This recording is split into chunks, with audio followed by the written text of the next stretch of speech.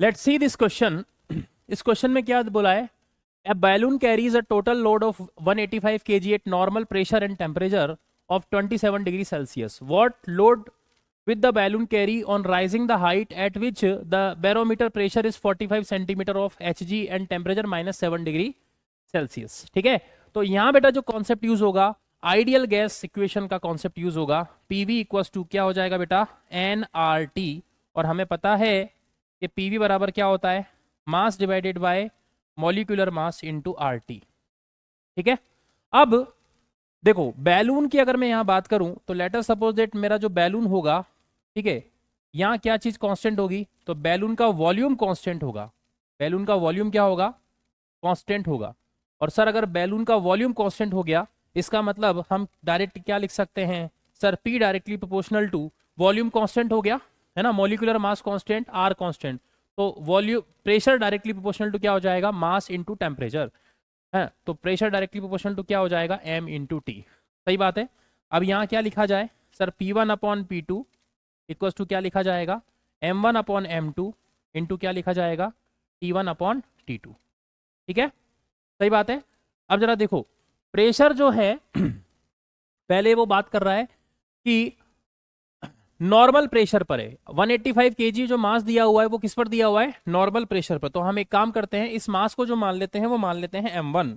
Sir ये मास कितना मान लिया? इस मास को मैंने मान लिया m1। ठीक है, नॉर्मल प्रेशर जो है मेरा, नॉर्मल प्रेशर हमें पता है क्या होता है? 180 m। वो किस पर आता है सर? नॉर्मल प्रेशर के करस्पॉन्डिंग जो हमारी हाइट होती है that is height of H जी। इस केस में जो हाइट ऑफ एच जी होगा वो कितना होगा? 76 सेंटीमीटर। ठीक है, और नया हाइट जो आ गया है हमारा वो ये आ गया है दैट इज 45 सेंटीमीटर। ये नया हाइट आ गया है हमारा। ठीक है, तो इसको मैं नाम दे देता हूँ एच डैश, है ना। पहले टेम्परेचर कितना है अपना? 327 डिग्री सेल्सियस। तो ये हमारा टेम्परेचर क्या हो गया है सर? सर ये वाला टेम्परेचर हो गया है हमारा T1। इस टेम्परेचर को नाम दे देंगे T1। और नया जो टेम्परेचर हो गया वो क्या दिया हुआ है? -7 डिग्री सेल्सियस। ये हमारा टेम्परेचर क्या हो गया? T2। इन सबको अपने को किस में कन्वर्ट करना होगा? केल्विन में। बस इन सब वैल्यूज को उठा के यहाँ पुट कर देते हैं, आंसर आ जाएगा। तो सर यहाँ पे P बराबर क्या होता है जरा बताओ? सर P बराबर हम जानते हैं rho of H G, G into H ये होता है। तो सर इसका मतलब ये हुआ एच ऑफ एच जी। इसका मतलब pressure directly proportional to height के हो गया।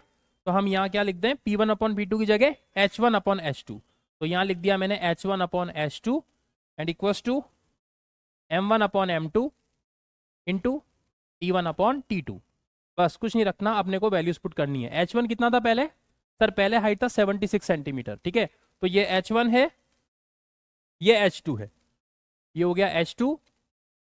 और यही क्या है हमारा सर? यही है मेरा H1। तो H1 की जगह लिखा जाएगा 76 अपॉन आएगा 45। पहले मास क्या दिया हुआ है? पहले मास जो ये कैरी कर रहा है वो कितना हो गया? 185। तो यहाँ कितना मास आ जाएगा? 185। नया मास क्या हो जाएगा? M2। पहले टेम्परेचर कितना है?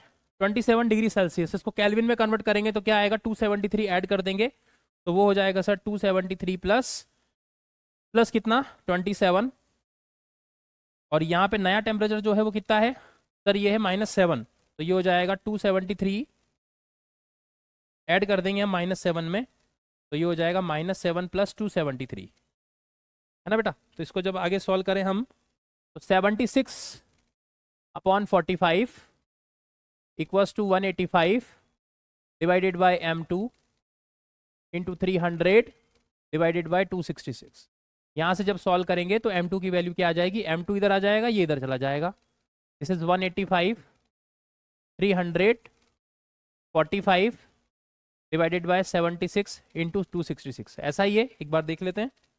हाँ सर 76 M2 इधर आ जाएगा, है ना, तो ये 276 आएगा, ये 300 आएगा। तो यहाँ से हम जब सॉल्व करेंगे इसको तो इसका मास जो निकल के आएगा वो आएगा 123.54 kg। जब आप सॉल्व करेंगे तो ये वैल्यू निकल के आएगी। तो कौन सा ऑप्शन करेक्ट आ गया सर हमारा यहाँ पे?